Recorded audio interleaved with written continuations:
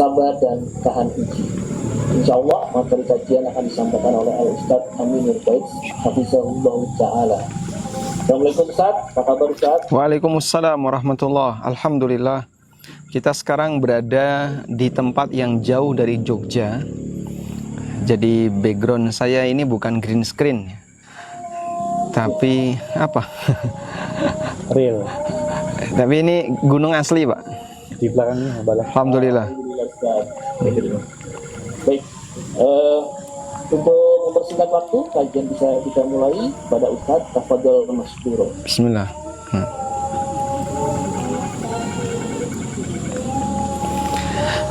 Assalamualaikum warahmatullahi wabarakatuh. Alhamdulillah wassalatu wassalamu ala Rasulillah wa ala alihi wa sahbihi wa mawalah. Wa ashhadu an la ilaha illallah wahdahu la syarikalah. Wa ashhadu anna Muhammadan abduhu wa rasuluh. Salawatu rabbi wa salamu alaihi wa ala alihi wa ashabihi wa man sara ala nahjihi wa stanna bisunnatihi ila yaumil qiyamah. Alhamdulillah, puji syukur kita haturkan kehadirat Allah. Sore ini bersama teman-teman yang tergabung dalam majelis taklim Rumah Sakit Pelni, kita bisa belajar bareng dan alhamdulillah Allah berikan kami waktu yang longgar untuk bisa menemani Bapak Ibu belajar di kesempatan sore ini. Saya sekarang berada di daerah Sentul Bogor ya. Dan kita tidak lupa mengucapkan terima kasih jazakumullah khairan kepada pemilik dari tempat yang kita gunakan untuk kajian, yaitu rumah makan KM Zero yang ada di Sentul Bogor. Semoga Allah Subhanahu wa Ta'ala memberikan kita kemudahan untuk bisa terus belajar dan menuntut ilmu.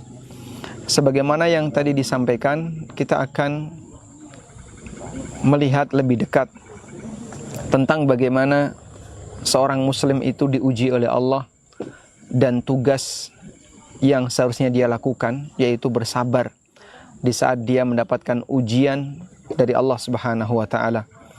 Alhamdulillah, insya Allah kami akan sediakan materi yang mungkin bisa kita jadikan sebagai acuan sehingga mempermudah bagi Bapak Ibu untuk belajar. Tentang sabar dan tahan uji, beberapa poin yang ingin kita sampaikan dalam masalah ini adalah, yang pertama, bahwa musibah itu pasti, sehingga siapapun yang hidup di muka bumi ini tidak mungkin gak dikasih musibah oleh Allah. Sebab itu telah ditegaskan oleh Allah dalam Al-Quran di surat Al-Baqarah ayat 155.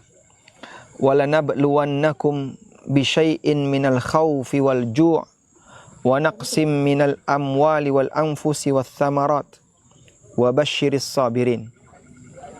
Sungguh kami akan memberikan ujian kepada kalian, bisyai'im minal khauf, dengan berbagai macam warna ujian. Ada ujian rasa takut, ada ujian rasa lapar, ada ujian harta berkurang, ada ujian sebagian anggota keluarga kita meninggal sebelum kita, ujian jiwa. Wathamarat, demikian pula ada ujian bentuknya berkurangnya buah-buahan. Wabasyiris sabirin, dan kabar gembira bagi orang yang sabar. Sehingga siapapun manusia, dia mengalami ujian. Dan ini sebagai konsekuensi karena Allah Subhanahu wa Ta'ala turunkan Nabi Adam ke muka bumi bukan dalam rangka untuk menikmati, bukan dalam rangka untuk mendapatkan kenikmatan, tapi dalam rangka untuk menjalani hukuman. Sebagaimana yang pernah disampaikan oleh Hasan Al-Basri rahimahullah ketika beliau menulis surat kepada Umar bin Abdul Aziz. Hasan Al-Basri mengatakan, fa'lam anna dunya daru dha'nin wa laysa bidari iqamatin wa innama unzila adamu ilaiha uqubatan. Sadarilah bahwasanya dunia adalah tempat tinggal sementara, bukan selamanya, dan bahwasanya Adam alaihissalam diturunkan di muka bumi dalam rangka untuk menjalani hukuman. Allah dengan cara Allah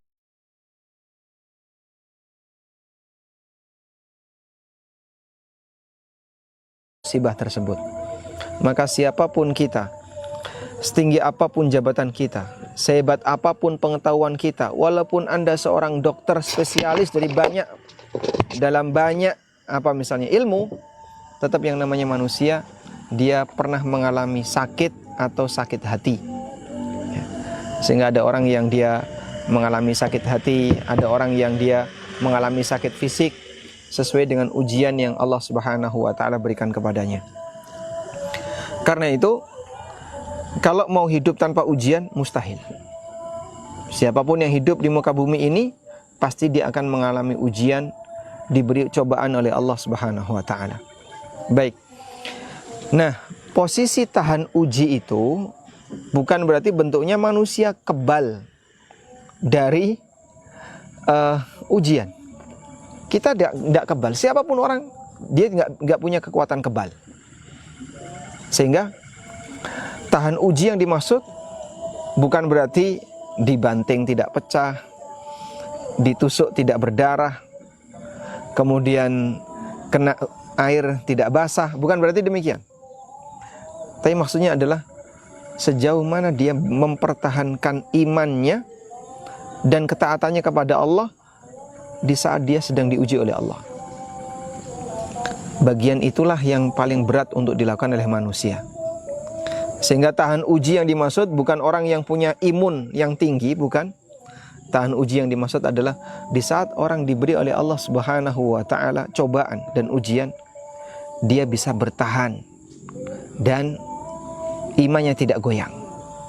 Itu yang dimaksud dengan tahan uji. Dan untuk bisa mendapatkan itu hanya satu manusia yang berhasil. Siapa? As-sabirin. Karena itu di bagian akhir dari ayat Allah mengatakan wa basyiris sabirin, kabar gembira bagi orang yang sabar. Lalu bagaimana orang itu bisa sabar? Sabar itu dimulai dari yakin akan adanya balasan. Kami ulangi, bahwasanya sabar itu dimulai dari kondisi yakin akan adanya balasan. Sehingga manusia yang yakin kalau dia akan diberi balasan oleh Allah, di saat itulah dia bisa bersabar. Karena itu Allah Subhanahu wa taala tegaskan di lanjutan ayat, wa basyiris sabirin, kabar gembira bagi orang yang sabar. Siapakah orang yang sabar itu? Alladzina idza asabathum musibatun, yaitu manusia yang apabila mereka mendapatkan musibah, qalu, mereka mengatakan inna lillahi wa inna ilaihi rajiun. Mereka menyampaikan keyakinannya, karena aku ini milik Allah, maka terserah Allah. Allah mau ngasih saya cobaan, Allah mau ngasih saya kenikmatan, terserah Allah. Inna lillah, kita ini milik Allah. Wa inna ilaihi rajiun, dan kami hanya akan kembali kepada Allah untuk menjalani hisab, untuk menjalani aneka pertanyaan, mempertanggungjawabkan apa yang kita lakukan. Disitulah posisi keyakinan seorang hamba, bahwasanya dia nanti akan dibangkitkan di kehidupan yang kedua, sehingga membuat dia akan semakin yakin bahwasanya cobaan ini akan mendatangkan balasan yang lebih indah. Baik. Nah, keyakinan itu bentuknya adalah dia mengharapkan pahala di sisi Allah. Kita ulangi ya. Yakin. Tadi kan sabar itu, kenapa orang bisa sabar? Karena dia yakin. Ya. Kadang saya kalau melihat masyarakat melakukan aneka amalan yang secara fisik itu berat, tapi kok mau, Pak? Karena dia yakin. Haji itu berat nggak, Pak? Oh, berat sekali, Mas. Wukuf di Arafah kepanasan, nanti pindah ke Muzdalifah harus rebutan bis, bahkan ada yang jalan kaki sekian kilo. Pindah lagi ke Mina, ada yang jalan kaki sekian kilo. Dalam situasi mereka harus berjuang secara fisik dan all out, ya, habis-habisan. Kenapa mereka mau seperti itu? Belum lagi tawaf, ya. Kemudian sa'i, lari-lari. Kenapa mereka mau seperti itu? Karena yakin. Yakin dengan nilai pahala yang akan mereka dapatkan. Kalau orang nggak yakin, mungkin dia akan nggak bersedia. Ngapain aku lakukan kayak gitu? Mending mancing, mending tiduran, mending pilih yang enak-enak, daripada ketika dia harus melakukan aktivitas yang berat secara fisik. Dan orang akan bersedia untuk melakukan tindakan yang melelahkan karena ada harapan. Manusia naik gunung, capek nggak? Capek. Begitu sampai puncak dia bilang, terbayar semua capek gue. Masya Allah. Hanya melihat keindahan gunung, dia merasa indahnya gunung itu bisa membayar semua kelelahan dia pada saat dia naik gunung. Baik. Nah, disitulah yang disebutkan oleh Allah Ta'ala di surat An-Nisa ayat 104. Bagaimana Allah menjelaskan tentang harapan yang dimiliki oleh mukmin. Allah berfirman, "In takunu ta'lamuna fa innahum ya'lamuna kama ta'lamun." Kalau kalian merasakan sakit, sesungguhnya mereka orang kafir juga merasakan sakit sebagaimana yang kalian rasakan. Tapi ada yang beda. Wa tarjuna minallahi ma la yarjun. Kalian punya harapan di sisi Allah untuk sesuatu yang tidak mereka harapkan. Kalian punya harapan di sisi Allah yang mereka nggak punya.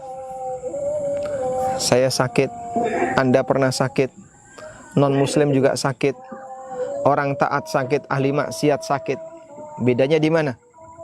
Orang yang taat punya harapan, dan orang yang ahli maksiat nggak punya harapan. Ketika seseorang dia mendapatkan musibah, antara muslim dan kafir dua-duanya dapat musibah. Musibah misalnya di Sumatera, itu yang mati apakah muslim saja? Tidak, Pak. Yang non muslim banyak juga. Musibah yang terjadi di daerah yang lain, yang non muslim banyak juga. Terus bedanya di mana? Mereka nggak punya harapan, sementara muslim punya harapan. Nah, ini sebenarnya adalah ayat yang menjelaskan tentang semangat yang diberikan oleh Allah Ta'ala kepada para sahabat, karena mereka merasa ada banyak sekali anggota keluarga mereka yang meninggal pada saat peristiwa perang Uhud. Cara Allah menghibur para sahabat ketika banyak sekali di antara anggota keluarganya yang meninggal saat peristiwa perang Uhud. Banyak korban di antara para sahabat, 70-an orang. Maka Allah Subhanahu wa Ta'ala menyampaikan, kalaupun kalian merasa sakit, ada banyak korban dalam peristiwa perang Uhud itu, fa innahum ya'lamuna kama ta'lamun. Sesungguhnya orang kafir juga pernah mengalami kekalahan sebagaimana yang kalian alami. Tapi ada yang beda. Wa tarjuna minallahi ma la yarjun. Kalian punya harapan di sisi Allah yang mereka tidak memilikinya. Sehingga kita punya harapan dapat pahala. Kita punya harapan bisa mendapatkan anugerah dari Allah, kelebihan dari Allah berupa anugerah dan seterusnya, yang itu tidak dimiliki oleh orang-orang kafir. Baik, dari sinilah kita bisa melihat betapa ujian yang dialami oleh seorang mukmin tidak ada yang sia-sia. Ujian yang dialami oleh seorang mukmin akan menghasilkan pahala. Nah, kalau orang menyadari seperti ini, maka dia akan bisa lebih tabah. Dia bisa lebih yakin, bertahan. Ya sudahlah, kalaupun saya mengalami seperti ini sudah menjadi kehendak Allah. Sehingga dia akan berusaha untuk bertahan, dalam arti tidak melakukan perbuatan yang dilarang oleh syariat. Maka saya tuliskan di sini ya. Jadi hakikat dari sabar adalah ketika seseorang itu bertahan. Sabar artinya bertahan untuk tidak berbuat maksiat dikala dapat musibah. Ada sebagian orang yang kadang dia nggak terima, dia nggak kuat, akhirnya melakukan tindakan yang melanggar batas dan seterusnya. Makanya salah satu di antara makna sabar dalam bahasa Arab, ada batu itu namanya batu sabar. Ada batu itu disebut oleh orang Arab dengan batu sabar. Ya, maka salah satu di antara makna sabar itu, kau membatu saja. Membatu itu gimana, Pak? Ya, pokoknya diam saja itu sudah sabar. Yang penting tidak melakukan perbuatan yang dapat mengundang murka Allah dikala orang sedang mendapatkan ujian dari Allah. Baik. Selanjutnya, Allah Subhanahu wa taala memberikan janji bagi mukmin bahwa musibah itu merupakan media untuk menggugurkan dosa. Sehingga ketika orang dapat musibah, terus dia sabar, dosanya gugur. Sebagaimana disebutkan dalam hadis dari Abu Hurairah radhiyallahu anhu, Nabi SAW bersabda, "Ma yusibul muslima min nasabin wala wasabin." Apabila seorang muslim mengalami kelelahan atau sakit atau hammin, kesedihan, gangguan maupun kesusahan, kegelisahan dan seterusnya, hatta syaukati yushakuha, sampai duri yang nancap di badannya, illa kaffarallahu biha min khotoyahu, Allah akan jadikan itu sebagai kafarah untuk dosa-dosanya. Jadi hal yang terkecil, yang tidak nyaman yang dialami oleh seseorang, Allah jadikan sebagai kafarah. Apa itu? Capek. Jadi capek itu bisa jadi kafarah. Capek yang dialami oleh seseorang bisa jadi kafarah. Apalagi yang lebih dari capek. Yang lebih dari capek contohnya apa, Pak? Sakit, ya, bingung, resah, gelisah dan seterusnya. Hadis sahih riwayat Bukhari Muslim. Dalam riwayat yang lain dari Abu Hurairah radhiyallahu anhu, Nabi SAW pernah menyebutkan, "Ma yazalul bala'u bil mu'min wal mu'minah." Ujian senantiasa menimpa seorang mukmin, baik laki-laki maupun perempuan. Fi nafsihi, pada dirinya, wa waladihi, pada anaknya, wa malihi, pada hartanya. Terkadang kan ada orang itu kalau dia sakit dia nyantai, tapi giliran anaknya yang sakit dia stres. Makanya kadang dia ngebayangin, lebih baik aku yang sakit daripada anakku yang sakit. Ada orang yang ketika dia sakit dia biasa saja, tapi giliran orang tuanya yang sakit, dia stres. Nah, maka ujian yang diberikan oleh Allah nggak bisa milih. Kadang ada sebagian orang yang fisiknya sehat walafiat, nggak ada masalah, tapi ujiannya ditaruh oleh Allah di saudaranya. Ujiannya ditaruh oleh Allah di anaknya. Ujiannya ditaruh oleh Allah di orang tuanya. Sehingga jadi beban pikiran dia, dan itu nggak bisa milih. Kenapa Allah nggak menguji saya saja? Kenapa Allah menguji saudara saya? Nggak bisa demikian.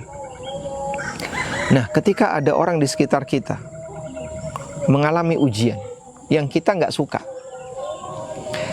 sadarilah itu adalah ujian bagi kamu, sejauh mana respon kamu untuk membantunya. Ya, misalnya, alhamdulillah di antara bapak ibu diberi oleh Allah kehidupan yang baik, keluarga baik, penghasilan oke, kesehatan baik.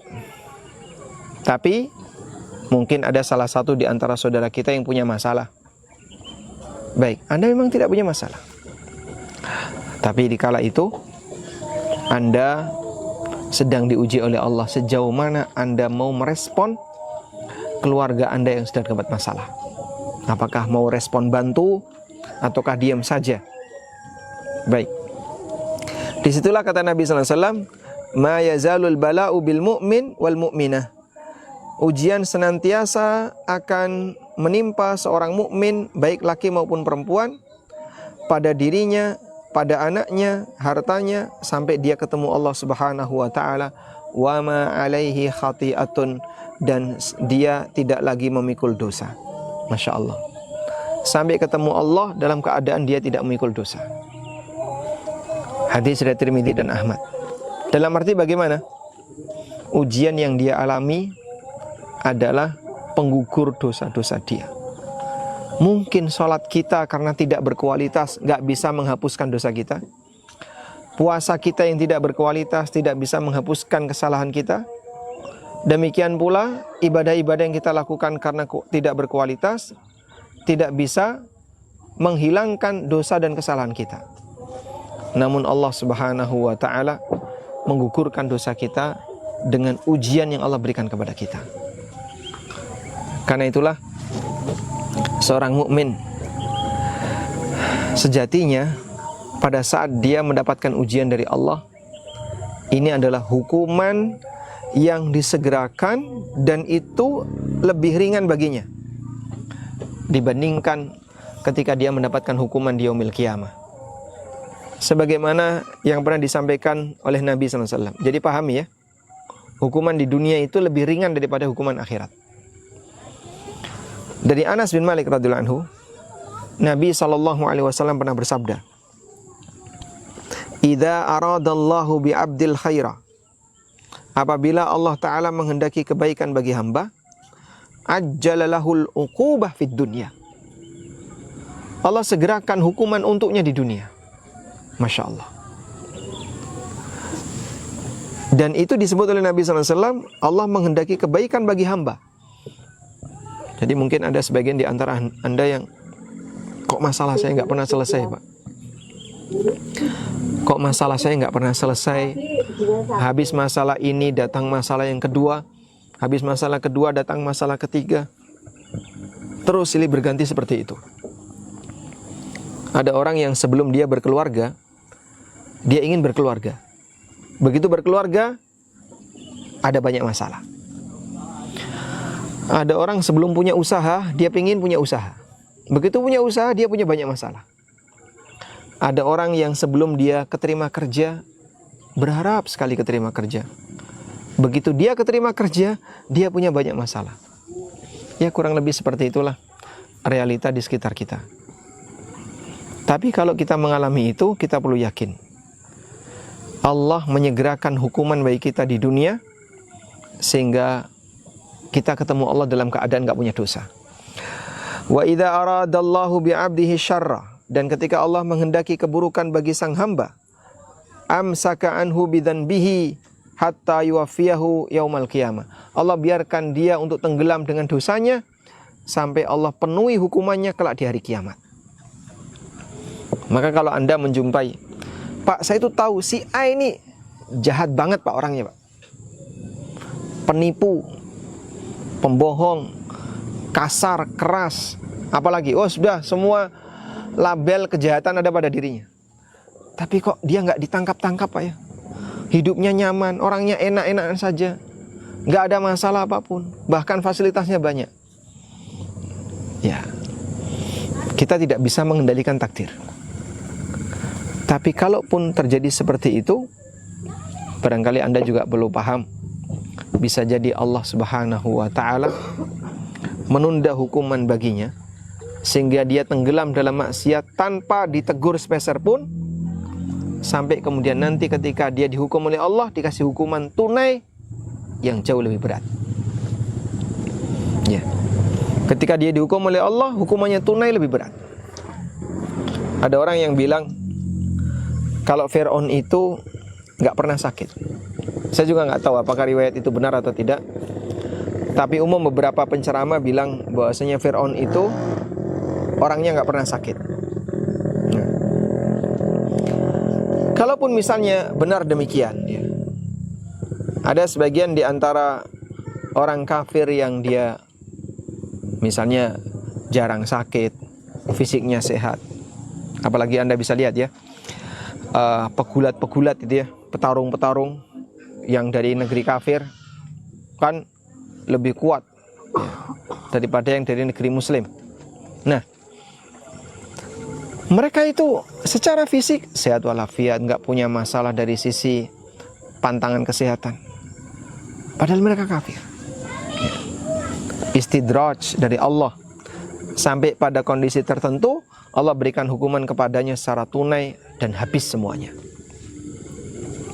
Nah, karena itulah, mengingat keberadaan musibah itu merupakan kebaikan yang disegerakan oleh Allah karena meringankan beban dosanya, maka sebagian orang soleh di masa silam, mereka lebih suka mendapatkan musibah daripada mendapatkan nikmat dunia.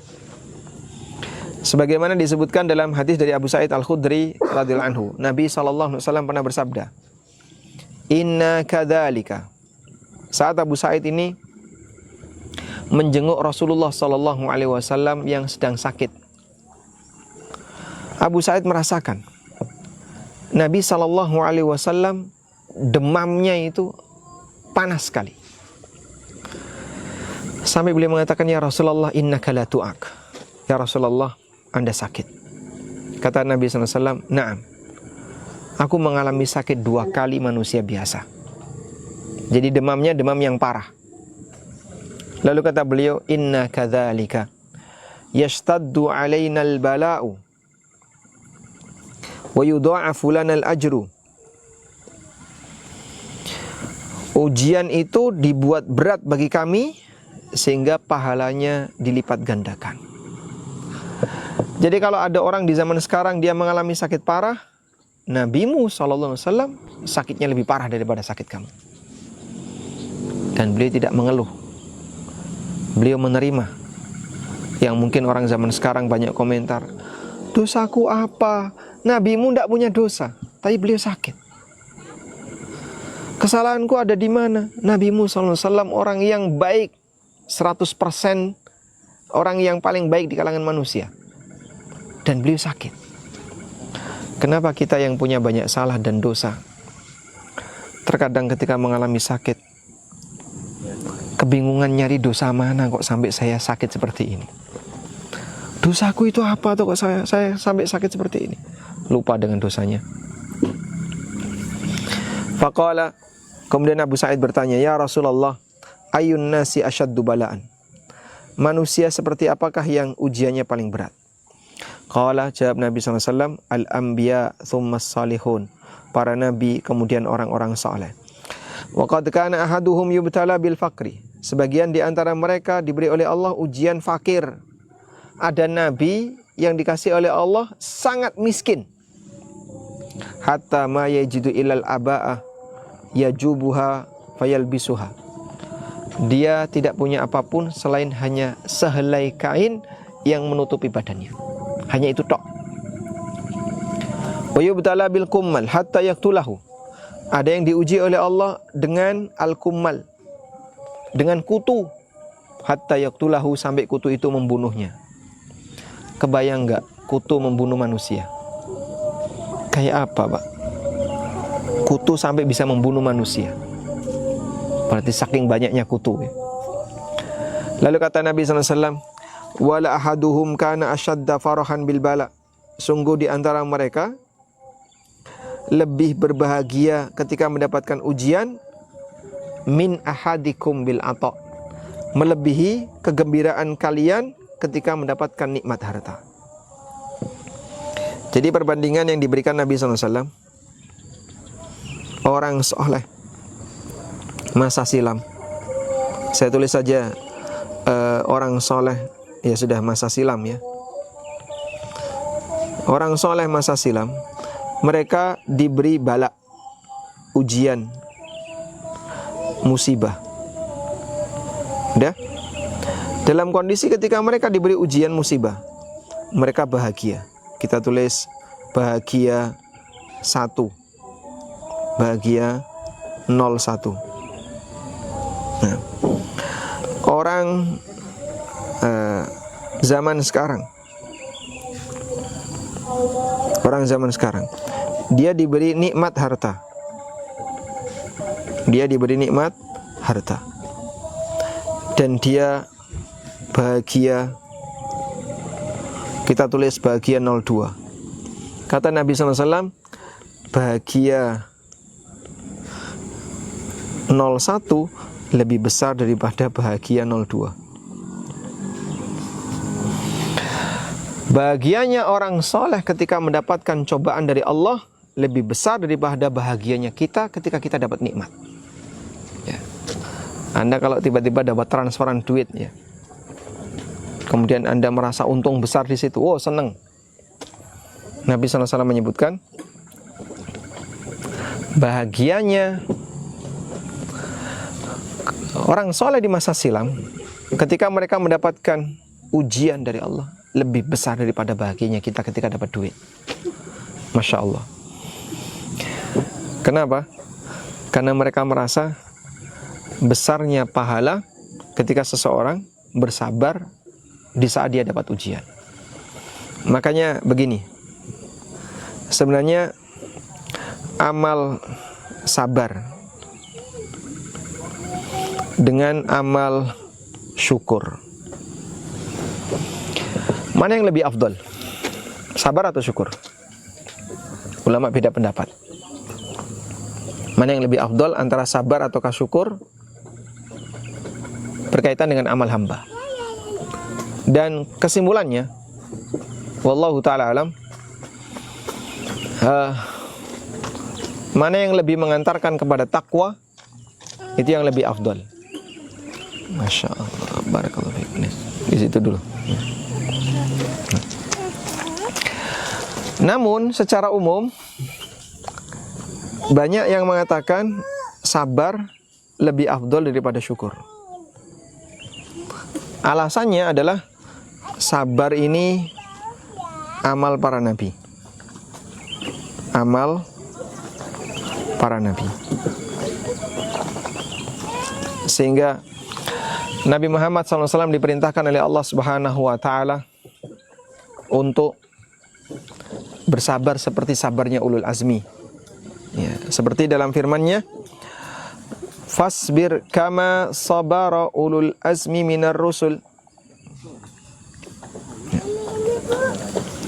Bersabarlah kamu sebagaimana sabarnya para rasul ulul azmi. Sehingga Nabi SAW diperintahkan oleh Allah untuk bersabar. Dan amalnya para nabi itu dominan sabar. Inna wajadnahu sabira. Kalau kita lihat ya, pujian yang diberikan oleh Allah terkait sabar itu ada pada para nabi. Misalnya di surat Al-Kahfi, Nabi Musa mengatakan, qala satajiduni insyaallahu sabira wala a'silaka amra. Kau akan jumpai aku insyaallah bisa bersabar. Allah juga bercerita tentang Nabi Ayyub alaihissalam, dan Allah mengatakan, inna wajadnahu sabira. Kami jumpai Ayub itu hamba yang sabar. Ya. Dan ini menunjukkan bahwasanya sabar ini dijadikan oleh Allah sebagai amalan para nabi. Artinya dia lebih afdal daripada syukur, walaupun dua-duanya punya keutamaan. Tayyib. Selanjutnya, dari sinilah sejatinya kita bisa membuat kesimpulan bahwa musibah menjadi salah satu bukti cinta Allah kepada hambanya, agar derajatnya semakin tinggi di surga.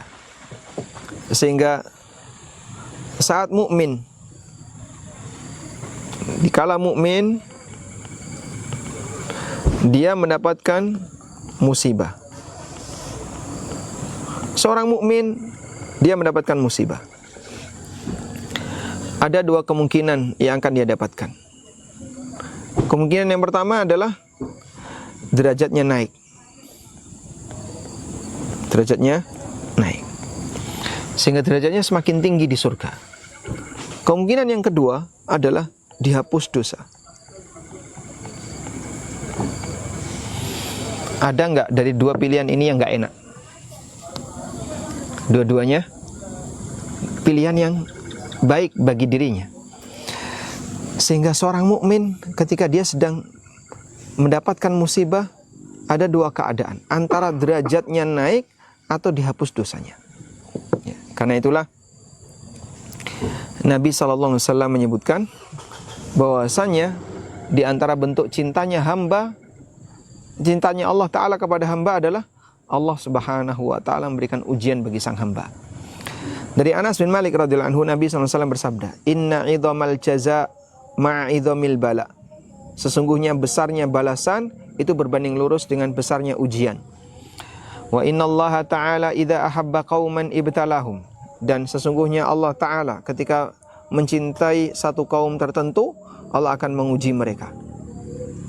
Faman radiya falahu ridha.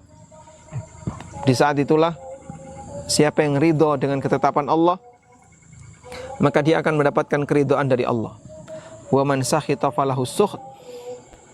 Dan siapa yang emosi, dia murka, maka dia akan mendapatkan kemurkaan dari Allah. Ya. Sehingga jangan sampai kalau kita sedang diuji oleh Allah, kita benci, kita emosi. Karena emosi dan benci ini akan membuat berbahaya. Sudah nggak dapat pahala, justru dapat dosa. Baik.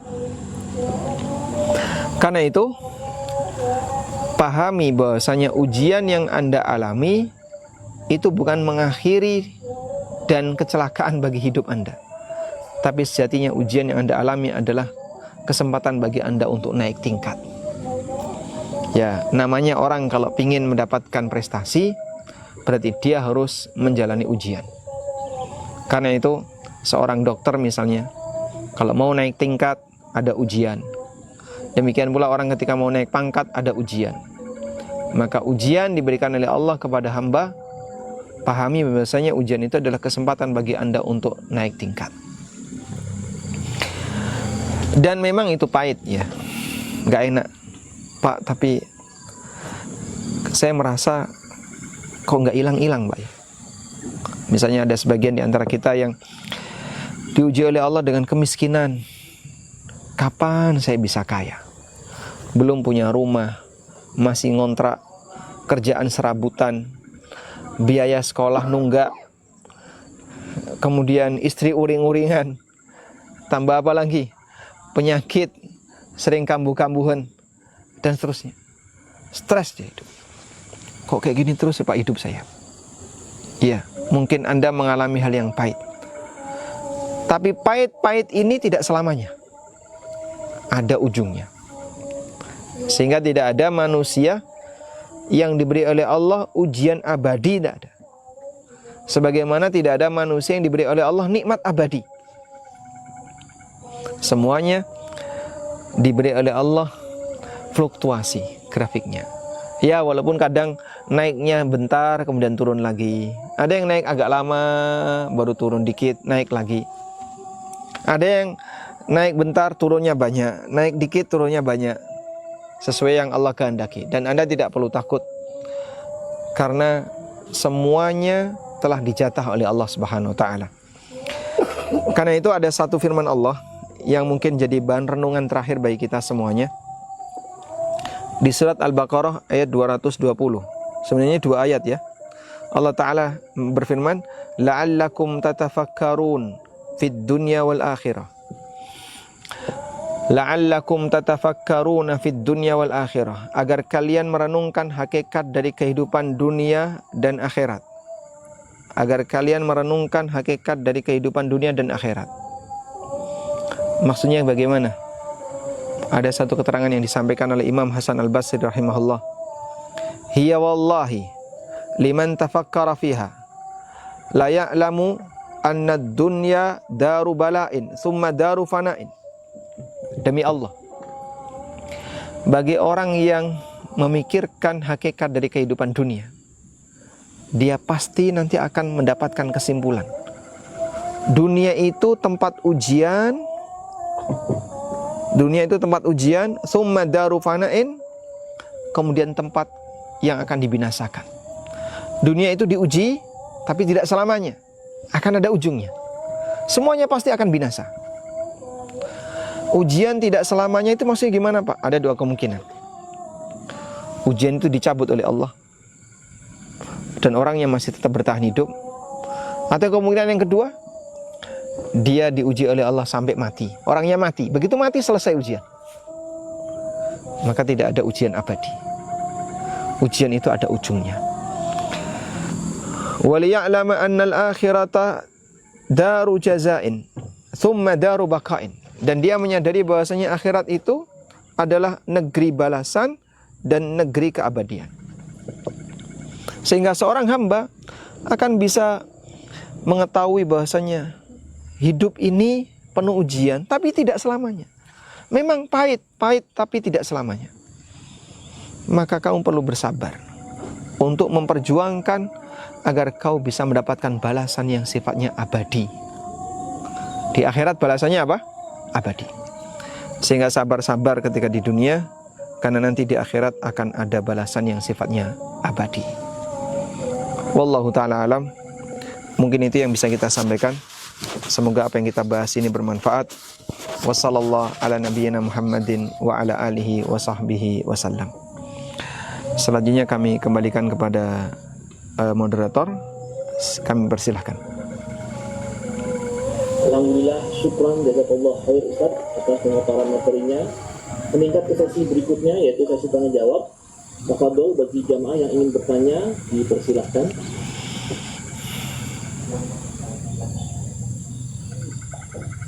Silakan, Ibu Putri, silakan. Open mic. Jazakallah khairan, Ustaz. Assalamualaikum warahmatullahi wabarakatuh, Ustaz. Waalaikumsalam warahmatullahi wabarakatuh. Hayakumullah ya, Ustaz. Hayakallah bayak. Aku Ustaz, tentang firman Allah di surat Toha ayat 132. Itu kan ada wa'mur nasabut sholat wa'mur alaiha. Ada as-sabar, ada wasbir. Yang pernah Anda dengar bahwa wasbir itu adalah sabar yang lebih singkat gitu. Apakah itu sabarnya derajat para nabi dan para rasul, atau bisa diraih oleh kita yang hanya manusia biasa, Ustaz? Mohon penjelasan dan nasihatnya, Ustaz. Barakallahu fiik, Ustaz. Jazakallahu khairan. Assalamualaikum warahmatullahi wabarakatuh. Waalaikumsalam warahmatullahi wabarakatuh. Baik, coba kita buka surat Toha ayat 132. Sesuai dengan yang tadi diisyaratkan oleh penanya, Allah Subhanahu wa taala berfirman, "Wa'mur ahlaka bis-salati wastabir 'alaiha la nas'aluka rizqa nahnu narzuquka wal 'aqibatu littaqwa." Perintahkanlah keluargamu untuk menjaga salat, wastabir 'alaiha, dan perintahkan agar bersabar dalam mempertahankan salat. Sekarang kita lihat apa sih makna wastabir 'alaiha. Saya bacakan keterangan Ibnu Katsir ya. Wastabir anta ala fi'liha. Ya.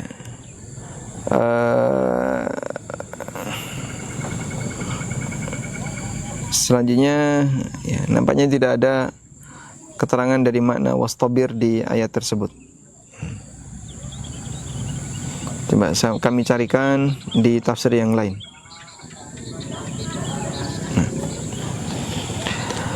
Kalau dalam tafsir As-Sa'di rahimahullah, wastabir 'alaiha ay 'ala salati bi iqamatiha bi hududiha wa arkaniha wa adabiha wa khusyu'iha. Wastabir maknanya adalah as-sabru ma'aha daiman, bersabar menjalankan salat dan bertahan terus menerus. Sehingga istabara di situ maknanya adalah bertahan untuk sabar. Sabar untuk sabar. Sabar untuk sabar gimana, Pak? Ketika dia sabar, dia bertahan untuk sabar. Itu namanya istabara. Menjalankan sholat sendiri butuh sabar, karena butuh perjuangan. Maka istabara adalah sabar untuk sabar. Ada satu kaidah dalam ilmu nahwu ya. Jadi tadi ada kata sabara, ada istabara. Ada kata sabara, ada kata istabara. Apa bedanya? Di sini kan ada tambahan to sama alif ya. Aslinya istabara, tapi kemudian terjadi perubahan jadi istabara. Dalam kaidah nahwu atau kaidah dalam bahasa Arab, ziyadatun fil mabani ziyadatun fil ma'ani. Ziyadatun fil mabani ziyadatun fil ma'ani.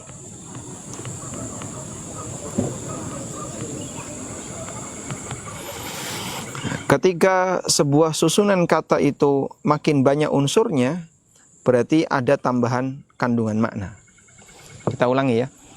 Ketika sebuah kata itu makin banyak unsurnya, jadi makin kompleks, berarti di situ ada tambahan makna. Baik. Apa tambahan maknanya? Berarti istabara itu sabar plus. Maka istabara adalah sabar plus. Sehingga kalau sabar istabara berarti di sini artinya sabar plus, yaitu sabar untuk sabar. Itu yang kita maksud sabar plus. Sehingga manusia ketika dia diperintahkan oleh Allah wastabir 'alaiha, artinya jagalah sholat dan pertahankan selalu sampai akhir hayat. Itu yang dimaksud dengan istabara, sabar plus. Wallahu a'lam. Afwan Ustaz, menambahkan sedikit, berarti bisa dicapai oleh manusia biasa ya Ustaz ya. Istabara itu ya Ustaz ya. Tadinya anak telah mengerti bahwa itu sabar itu hanya derajat para nabi dan para rasul itu dan para sahabat gitu Ustaz. Derajat siapa? Para rasul. Yang sabar plus itu tadi anak beranggapan bahwa sabar plus itu hanya bisa dilakukan oleh para nabi, para rasul dan sahabat. Ya, maksudnya plus di situ kan beragam. Bisa plus dalam arti sabar tingkat tertentu, itu sabarnya para nabi. Ada sabar di bawahnya. Nah, yang kita maksud sabar plus di sini sabar untuk sabar. Jadi sabar butuh sabar. Karena orang kan sabar, saya sudah sampai titik terakhir batas sabar. Sabar terus. Lanjutkan sabarmu. Karena sabar butuh sabar. Begitu? Ya, alhamdulillah cukup jelas Ustaz. Jazakallahu khairan Ustaz. Bi'amanillah Ustaz. Assalamualaikum warahmatullahi wabarakatuh. Waalaikumsalam warahmatullahi wabarakatuh. Waalaikumsalam warahmatullahi wabarakatuh. Alhamdulillah, syukur jazakallahu khairan Ustaz atas jawaban dan kesimpulan yang telah disampaikan. Ada pertanyaan di kolom chat Ustaz. Izin bertanya Ustaz dari Abu Abdurrahman. Saya bekerja di perusahaan yang transaksinya mudah, tapi permodalan dari perusahaan ini menggunakan pinjaman ke bank. Setiap tahunnya diharuskan adanya audit dan saya ditunjuk sebagai PIC-nya karena saya sebagai kepala keuangan. Saya berniat untuk keluar setelah Idul Fitri. Jadi nanti karena takut kerjaan saya tolong dalam keburukan. Namun di saat yang bersamaan juga Allah sedang menguji saya dengan banyaknya hutang orang tua karena qadarullah orang tua saya memiliki usaha riba. Selama ini saya berusaha membantu dengan cara mencicil. Saya ingin meminta nasihat Ustadz bagaimana saya harus menyikapi hal ini. Jazakallahu khairan wa barakallahu fiik. Silakan Ustadz. Masya Allah.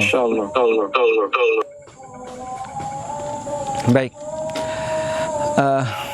Memang terkadang di satu posisi kita diberi oleh Allah Ta'ala peluang untuk mendapatkan kebaikan, tapi di sisi yang lain terkadang kita tertahan untuk bisa bergerak lebih leluasa. Karena tadi ya, Allah ngasih ujian kepada hambanya tidak cuma berkaitan dengan dirinya. Terkadang ujian itu sasarannya ke anak, ujian itu sasarannya ke siapa lagi? Ke orang tua, ke saudara. Kita baik-baik saja, tapi orang tua saya seperti ini, atau anak saya seperti ini. Kan banyak kayak gitu ya. Orang tuanya baik-baik saja, oke, nggak ada masalah. Tapi anaknya yang diuji oleh Allah. Jadi bapaknya kepikiran karena anaknya. Ada yang anaknya baik-baik saja, tapi orang tuanya diuji oleh Allah, sehingga anaknya kepikiran dengan bapaknya. Baik. Kalau bicara hukum, anak itu tidak berkewajiban menanggung utang bapak, tidak berkewajiban menanggung utang orang tua, sebagaimana orang tua tidak berkewajiban menanggung utang anak. Itu kalau bicara hukum. Tapi kalau Anda mau berusaha sebisa mungkin untuk menutupi utang orang tua sesuai dengan kemampuan yang Allah berikan kepada Anda, silahkan. Itu sebagai bagian dari kebaktian seorang anak untuk orang tuanya. Wallahu a'lam. Dan tawakal kepada Allah sambil berusaha untuk nyari solusi yang terbaik. Pelan-pelan serahkan kepada Allah di saat Anda sudah nggak mampu lagi, aku sudah nggak sanggup dah. Jadi orang tawakal itu seperti yang dulu pernah kita gambarkan ya. Ini cangkir berisi air yang mungkin beratnya nggak sampai setengah kilo. Saya kuat mengangkat dalam waktu 1 menit, 2 menit. Apa yang akan terjadi kalau ini saya angkat selama 1 jam? Maka tangan saya akan capek. Bagaimana ketika Anda angkat selama 10 jam? Akan lebih capek lagi. Padahal bebannya tidak bertambah. Bebannya tetap. Gimana biar Anda tidak kelelahan ketika menahan beban seperti ini? Letakkan beban. Itulah mana tawakal. Anda kalau terlalu kepikiran terus dengan masalah yang Anda hadapi, lama-lama Anda tidak akan kuat. Serahkan kepada Allah. Beban itu tidak bertambah, tapi Anda yang melemah di saat Anda hanya menahannya. Maka tawakal memberikan kita makna. Kalau orang Jawa nyebutnya semeleh. Semeleh itu saleh nih, lepaskan masalahmu. Udah taruh aja, saya sudah nggak bisa lagi. Aku sudah serahkan kepada Allah. Dan kalau orang sudah pasrah kepada Allah, dengan ikrar dia hasbunallah wa ni'mal wakil, aku pasrahkan kepada Allah dan dia sebaik-baik zat yang dipasrai, sudah, dia akan lebih tenang, lebih ringan, karena dia serahkan kepada Allah. Nah, pembuktian kejujuran tawakal seorang hamba itu berbanding lurus dengan bagaimana cara dia berpikir.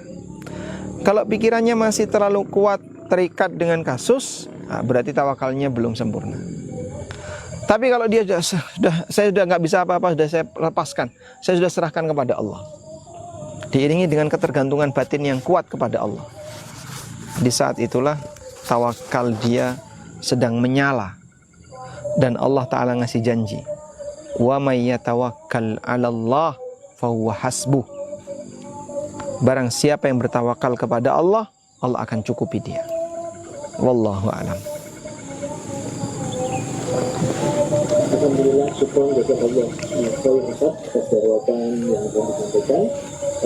Ada di silakan untuk yang raise hand untuk Ibu Osi Rosdiana, dipersilakan. Assalamualaikum warahmatullahi wabarakatuh. Waalaikumsalam warahmatullahi wabarakatuh. Ustadz, maaf tadi yang secara hukum anak tidak bertanggung jawab membayar hutang orang tua, tapi kalau sudah wafat berarti ahli waris wajib menanggung hutangnya orang tua gitu, bukan Ustadz?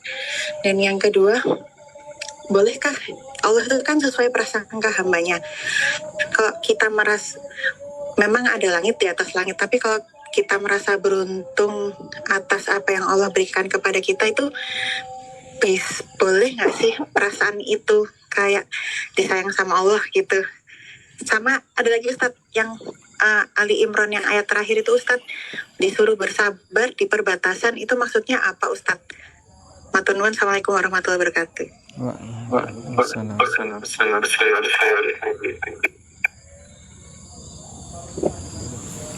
Baik. Berkaitan dengan orang tua, anak yang tidak wajib menanggung utang orang tua. Berarti bagaimana kalau orang tua meninggal? Apakah berarti anak tidak wajib menanggung utang orang tuanya? Sebenarnya kejadiannya kayak gini ya. Ada orang tua, dia punya harta. Nah, begini. Lalu beliau meninggal. Maka harta ini akan berpindah jadi milik ahli warisnya. Nah, misalnya ada beberapa ahli waris ini ya, akan jadi milik ahli warisnya. Baik. Tapi orang ini punya utang. Nah, maka sejatinya yang dilakukan oleh ahli waris itu gimana?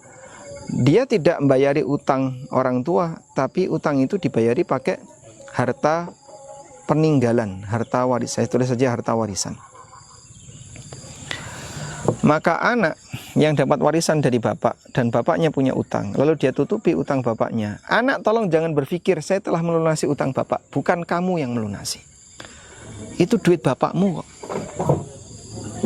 Bukan kamu yang melunasi, itu harta bapakmu yang dipakai untuk melunasi utang beliau. Sehingga jangan anak merasa berjasa telah melunasi utang bapak, dia nggak ikut melunasi. Itu bukan harta pribadi dia. Dan sejatinya kan seperti itu. Maka sebenarnya orang tua yang sudah meninggal, utangnya wajib dibayarkan. Duh, katanya anak nggak wajib membayarkan. Karena ada harta orang tua yang ditinggalkan.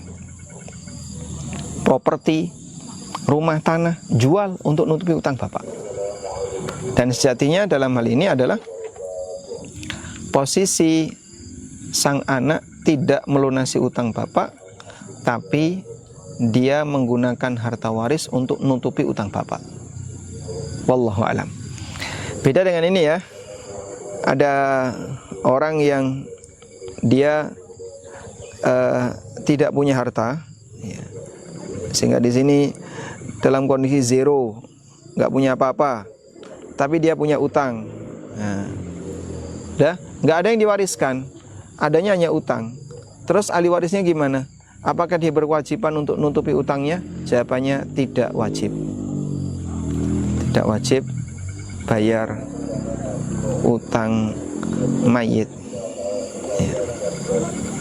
Tidak wajib. Kok tidak wajib, Pak? Ya, ini bukan tanggung jawab dia. Ya. Kecuali jika si mayit ini orang yang wajib dinafkahi oleh yang hidup. Misalnya bapak wajib dinafkahi oleh anak karena bapak sudah nggak mampu, anaknya kaya. Tapi anak nggak pernah ngasih. Sampai si bapak ini utang. Nah, di saat itulah maka utang sang bapak wajib ditutupi oleh anak. Wallahu a'lam. Kemudian terkait surat Ali Imran, ayat terakhir yang tadi Anda sebutkan, apa sih makna surat Ali Imran ayat terakhir? Ya ayyuhalladzina amanusbiru wasabiru warabitu. Sabar sampai di apa tadi? Di persimpangan atau di titik terakhir. Rabitu, ribat itu artinya berjaga di daerah perbatasan. Bukan sabar di perbatasan, tapi berjaga di perbatasan. Perbatasan itu apa sih, Pak? Daerah perbatasan, ribat. Ribat itu artinya menjaga daerah perbatasan. Nah, daerah perbatasan itu apa sih, Pak? Daerah perbatasan itu ada dua. Yang pertama, daerah perbatasan fisik.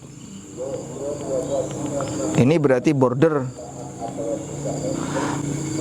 batas wilayah, border wilayah ya. Ya, misalnya negara Muslim batasnya sampai di sini, sebelahnya negara kafir. Ini dijaga biar negara kafir tidak seenaknya mengambil wilayah negara Muslim. Ada perbatasan non fisik. Batas non fisik adalah aturan Allah. Sehingga jagalah di daerah perbatasan, artinya jaga aturan Allah. Jangan sampai kau menembus aturan Allah. Karena kalau seorang hamba dia menembus aturan Allah, maka yang terjadi adalah berarti dia telah menabrak batasan yang telah Allah tetapkan. Nah, warabitu, menjaga daerah perbatasan, makna yang kedua ini berlaku bagi setiap individu. Maka saya punya tanggung jawab menjaga perbatasan Allah, Anda juga punya tanggung jawab menjaga perbatasan Allah, dan seterusnya. Wallahu a'lam. Alhamdulillah, syukran jazakallahu khair Ustaz atas jawaban yang telah disampaikan. Ada lagi pertanyaan mungkin dari Bapak Ibu?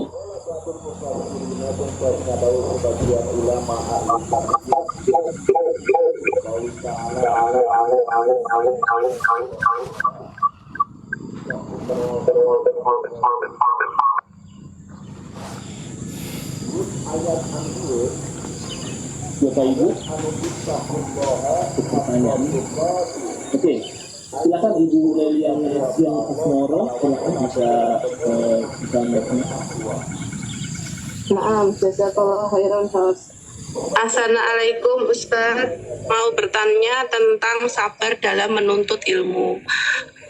Seberapa diperintahkannya kita itu bersabar dalam menuntut ilmu, mengingat melihat dari kisah-kisah para sahabat, para tabiin dan penerusnya itu kan sangat menuntut ilmu itu sampai mengorbankan segala-galanya. Apakah kita juga diperintahkan seperti itu? Tapi kalau misalnya kita tidak, apakah kita terkena dosa, Ustaz? Jadi seberapa kewajiban kita dalam tadi bersabar dalam menuntut ilmu, Ustaz? Jazakallah khairan, Ustaz. Baik, barakallahu fiik. Tentang sabar dalam menuntut ilmu, ada yang wajib. Sabar yang wajib itu terjadi untuk ilmu yang wajib. Sehingga sabar menuntut ilmu yang wajib itu gimana? Sabar menuntut ilmu yang wajib, yang harus Anda ketahui, bagian ini yang harus Anda pahami. Karena tidak semua ilmu kan statusnya ilmu wajib ya. Ada ilmu yang tidak wajib. Nah, untuk ilmu yang wajib Anda harus sabar dalam mempelajarinya. Banyak orang yang dia bagian ilmu wajib saja dia nggak mau belajar ya. Tapi kalau lebih dari itu Anda tidak ikutan tidak masalah, karena sifatnya tidak wajib. Tapi fardu kifayah. Fardu kifayah artinya harus ada di setiap umat yang memahaminya. Sehingga nggak boleh nol, nggak boleh. Ilmu ini tidak ada satupun yang tahu, nanti dosa semua. Sebab ilmu itu akan hilang ya. Misalnya ya tentang ilmu waris. Kalau misalnya satu masyarakat tidak ada yang paham sama sekali, maka lama-lama akan hilang. Sehingga harus ada orang yang dia menyediakan waktunya untuk mempelajarinya, karena ini bagian dari ilmu wajib yang harus dia ketahui. Atau sifatnya fardu kifayah. Jadi di umat ini harus ada sebagian orang yang mendalami itu. Ya kurang lebih demikian. Maka sabar dalam belajar yang tingkatannya wajib adalah sabar belajar ilmu wajib. Bagaimana cara sholat yang sah, bagaimana cara puasa yang sah, paham tentang toharoh yang sah. Ibu-ibu harus ngerti ya tentang fikih haid. Haid seperti apa aturannya, batasannya kayak apa. Jangan sampai nggak tahu. Kadang ada orang yang bingung ketika haid. Ini harus ngapain ya, ini haid atau bukan, dan seterusnya. Akhirnya yang haid dianggap tidak haid, yang tidak haid dianggap haid. Nah, padahal kan konsekuensinya antara halal haram, wajib dan tidak wajib sholat. Ya, maka dia harus paham. Wallahu a'lam. Alhamdulillah, syukur Jawabannya. Silahkan untuk penanya selanjutnya, Ibu Rini Susanti, dipersilahkan. Baik, jazakallah khair. Bismillahirrahmanirrahim. Assalamualaikum warahmatullahi wabarakatuh, Ustaz. Waalaikumsalam. Ahsanallahu ilaikum, Ustaz. Saya izin bertanya, Ustaz. Bagaimana konsep izzatun nafs atau menjaga martabat atau harga diri dalam Islam, Ustaz? Dalam batas mana benar-benarnya kita bersabar, mana kita harus mengambil tindakan ini sudah melanggar marwah atau mungkin kemuliaan, mungkin agama Allah, Rasulnya, dan diri kita sendiri, Ustaz. Jazakallah khair, barakallahu fikum. Assalamualaikum warahmatullahi wabarakatuh. Nah, ayat ini barangkali bisa dijadikan sebagai acuan.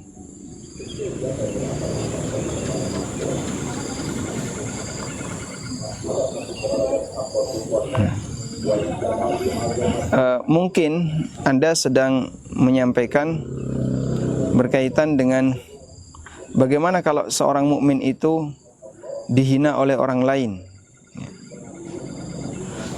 Coba. Wa idza ma ghadibuhum yansurun. Coba saya bukakan.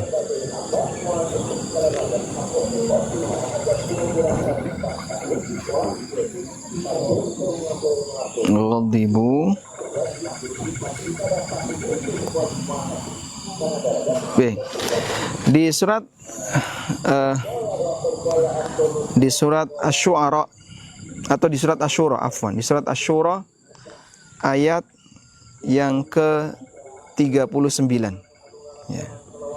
Allah Subhanahu wa taala menyebutkan di antara sifat orang-orang saleh. Walladzina yajtanibuna kaba'iral itsmi wal fawahisha wa idza ma ghadibu hum yaghfirun. Walladzina istajabu li rabbihim wa aqamus shalah wa amruhum syura bainahum wa mimma razaqnahum yunfiqun. Walladzina idza asabahumul baghyu hum yantasirun. Coba kita lihat di sini. Allah Subhanahu wa taala menyebutkan di antara sifat orang saleh adalah wa idza asabahumul baghyu hum yantasirun. Ai fihim quwwatul intisar mimman dolamahum wa'tada alaihim. Kalau ada orang yang mendolimi mereka, yantasirun, mereka siap untuk menolong. Ya, itulah cara orang mukmin menjaga marwah. Jadi kalau ada orang mukmin didolimi oleh mukmin yang lain atau didolimi oleh non-muslim, maka mukmin wajib menolong, wajib membantu. Tujuannya apa, Pak? Menjaga wibawa. Kita ini makhluk yang atau punya wibawa. Baik. Laisu bi'ajizina wala adillatin, sehingga mereka bukan makhluk yang lemah, makhluk yang hina.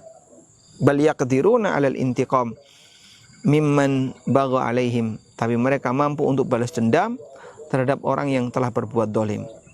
Ya. Wa in kanu ma hadza idza qadaru afwan, walaupun demikian mereka punya kemampuan untuk memaafkan. Ya. Sebagaimana yang disampaikan Nabi Yusuf kepada saudara-saudaranya, la tathriba 'alaikumul yaum, tidak ada beban dosa bagi kalian hari ini. Baik. Jadi disinilah kita diajarkan bahwasanya menjaga marwah itu adalah menghindari kedzaliman. Dah? Yang menimpa diri kita dan orang lain. Baik. Tapi boleh nggak Pak kita memaafkan? Ya itu tergantung posisi. Jika yang dimaafkan nggak pantas untuk dimaafkan, jangan dimaafkan. Dia penjahat misalnya. Kalau dimaafkan maka akan semakin menjadi-jadi. Ya kamu dalam posisi ini jangan mendiamkan, jangan maafkan, kasih hukuman kepada dia. Ya. Kasih hukuman kepadanya. Nah, kurang lebih seperti itu. Jadi menjaga marwah dan wibawa di sini tidak bertentangan dengan memberi maaf. Nah, Nabi SAW yang beliau lakukan adalah kalau orang itu menyakiti diri beliau yang kembali kepada beliau, maka beliau memaafkan. Tapi kalau orang itu melanggar aturan Allah, beliau tidak memaafkan. Nah, maka wibawa beliau kelihatan, sehingga beliau tidak marah untuk membela diri, tapi beliau marah untuk membela Allah. Wallahu a'lam.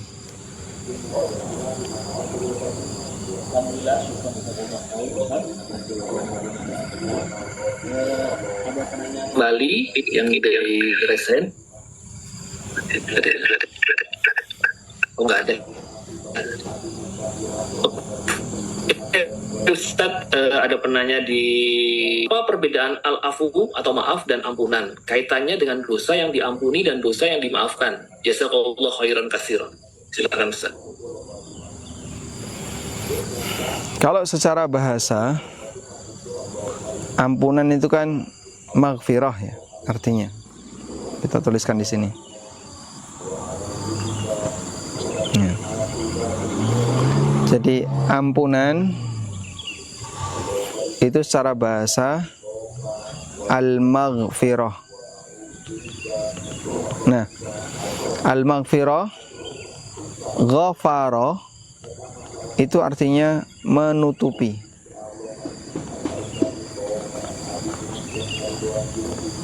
Sehingga orang yang mendapatkan ampunan dari Allah, ya, ghafara itu artinya menutupi. Maka orang yang mendapatkan ampunan dari Allah berarti dia ditutupi dosanya. Ada dua makna ditutupi dosanya di situ. Yang pertama, dosanya nggak dihukum karena sudah ditutupi. Yang kedua, tidak dipermalukan di depan umum. Maka ketika Allah memiliki nama Ghafurun, Ghaffarun, ada peluang bagi kita, ada harapan besar. Semoga dosa kita, kesalahan kita yang tidak dilihat oleh orang lain ditutupi oleh Allah, sehingga tidak ada satupun orang yang tahu. Itulah hakikat dari maghfirah. Wallahu alam. Sedangkan al-afu itu sifatnya maaf, ya. Al-afu maaf. Allah memaafkan. Lalu apakah diiringi dengan ampunan? Apakah diiringi dengan ditutupi? Wallahu alam. Bisa jadi ditunjukkan dulu baru dimaafkan. Al-afu isinya maaf. Tapi ketika seorang hamba baik mendapatkan maghfirah maupun maaf dari Allah, itu sudah anugerah yang luar biasa baginya. Wallahu alam.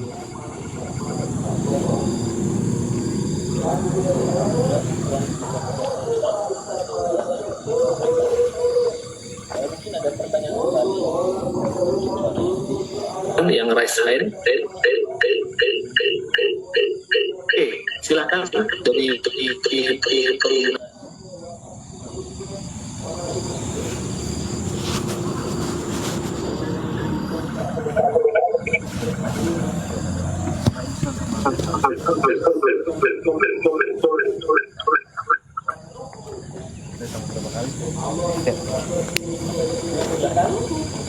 Bersama pengguna Zoom-nya juga.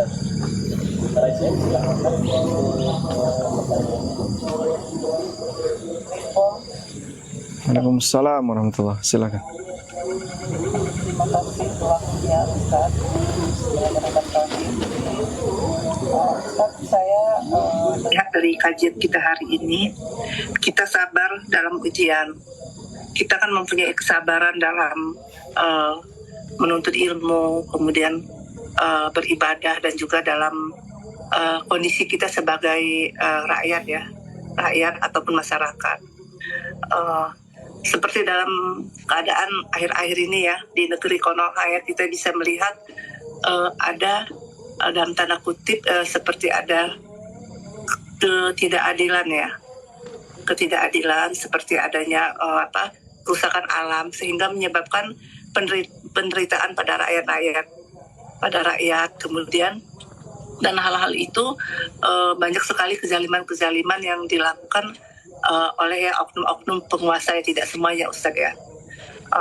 Jadi sebenarnya hal itu juga kita sebagai rakyat, ya, sebenarnya melihat situasi itu, ya, marah, ya, sedih dan marah.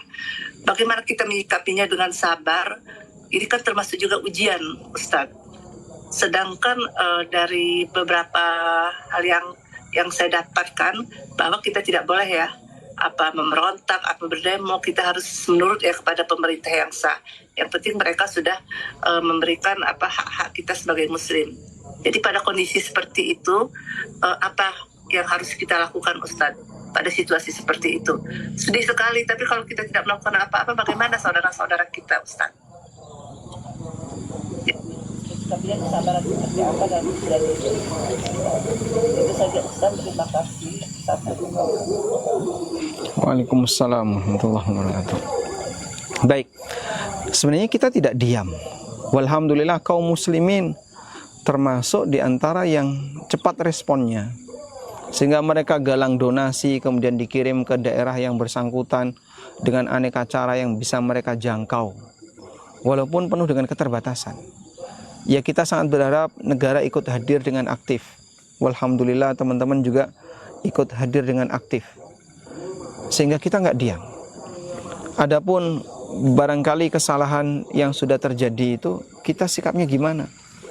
Ya, kalaupun kita komentar dan apapun hanya di medsos saja, tidak memberikan pengaruh yang signifikan.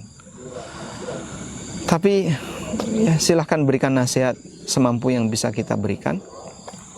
Masalah nanti bagaimana diterima ataukah tidak kembali kepada mereka. Namun apapun itu, bahwa siapapun yang berbuat, dia akan mempertanggungjawabkan perbuatannya. Sehingga kalaupun di dunia, kok di dunia biasa-biasa saja, tidak ada apa-apa, orangnya nggak diapa-apain, ya hidup tidak sekali. Akan ada kehidupan yang kedua, di mana orang akan menjalani hisab dari semua yang mereka kerjakan. Nah, makanya sakit hati kita itu sakit hati pada apanya? Pada orangnya, ya. Kok orang itu aja, pelakunya mesti orang itu. Misalnya, kita mungkin benci sama dia. Terus gimana? Ya percuma saja kau mau melampiaskan kebencianmu maupun tidak, itu tidak akan memberikan pengaruh. Maka lakukan aksi yang bisa Anda lakukan, dan jangan lupa berdoa. Doakan kebaikan untuk para pemimpin agar mereka diperbaiki oleh Allah Subhanahu wa taala. Jadi sejatinya kita tidak diam saja, dan kita sabar dalam arti tidak memberontak, tidak melakukan tindakan yang melanggar hukum dan seterusnya. Wallahu a'lam.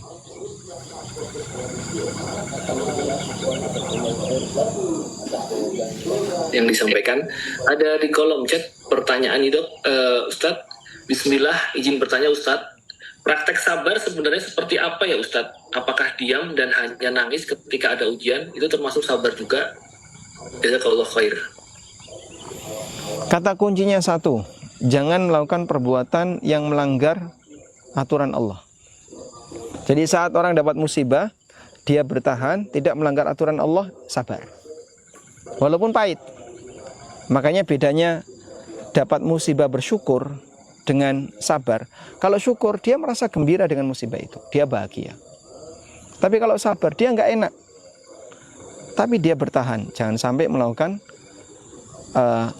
pelanggaran terhadap aturan Allah. Itu kata kunci. Masalah Anda mau nangis, tapi ada nangis yang di batas tertentu nggak boleh ya. Kayak nangis gulung-gulung, sambil jambak-jambak rambut, nyobek-nyobek baju. Nah ini pelanggaran. Tapi kalau nangisnya normal, Nabi SAW juga pernah mengalami saat Ibrahim meninggal dunia. Wallahu a'lam. Alhamdulillah, ada satu pertanyaan kembali, Ustaz. Kolom chat. Assalamualaikum warahmatullahi wabarakatuh. Asal Akhwan di luar tema, Ustadz, apakah perhiasan emas yang diberikan ibu kepada anaknya menjadi waris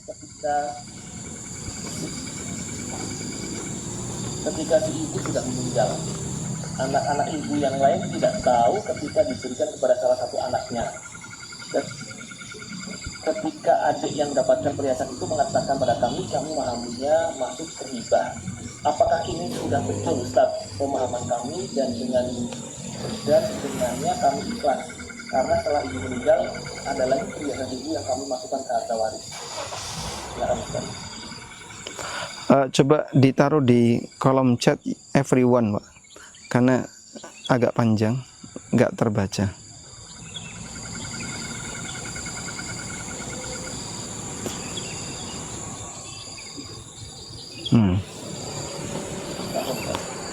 Oh baik. Waalaikumsalam warahmatullahi wabarakatuh. Kata kuncinya begini ya. Hibah itu sah apabila sudah diserahkan. Jadi hibah dari ortu ke anak ini sah jika sudah diserahkan. Sehingga kalau baru sebatas lisan tidak diperhitungkan. Dan di situ wajib sama. Maka yang satu dikasih, yang lain juga harus dikasih. Tidak boleh yang satu dikasih, yang lain nggak dikasih.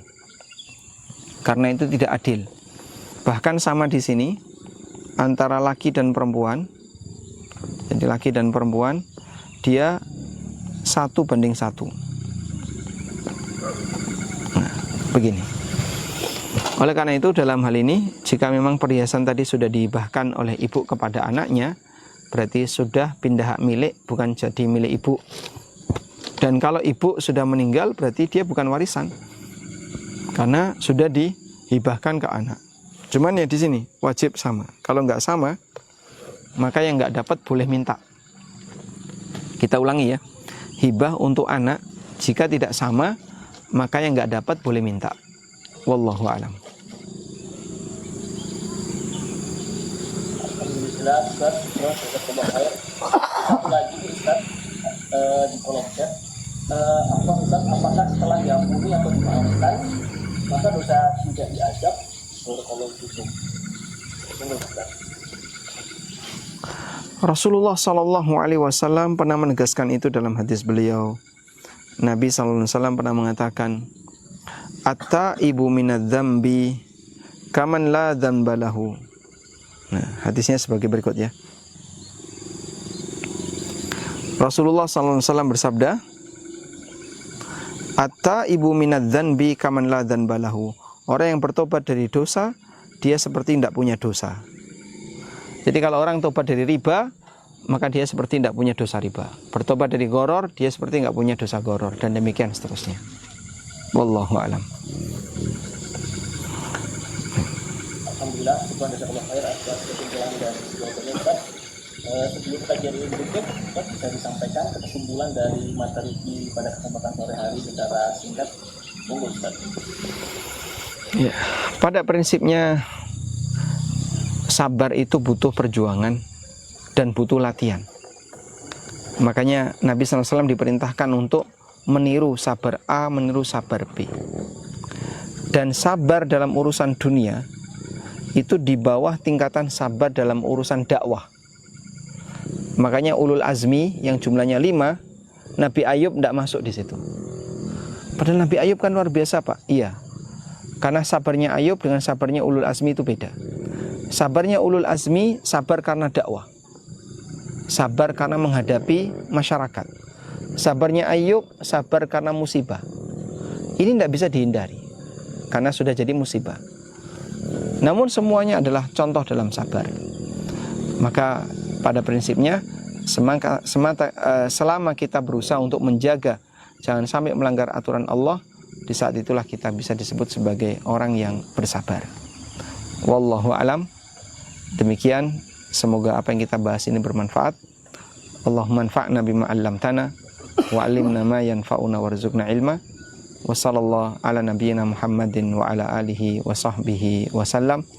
Wa akhiru da'wana anil hamdulillahi rabbil alamin. Wassalamu alaikum warahmatullahi wabarakatuh.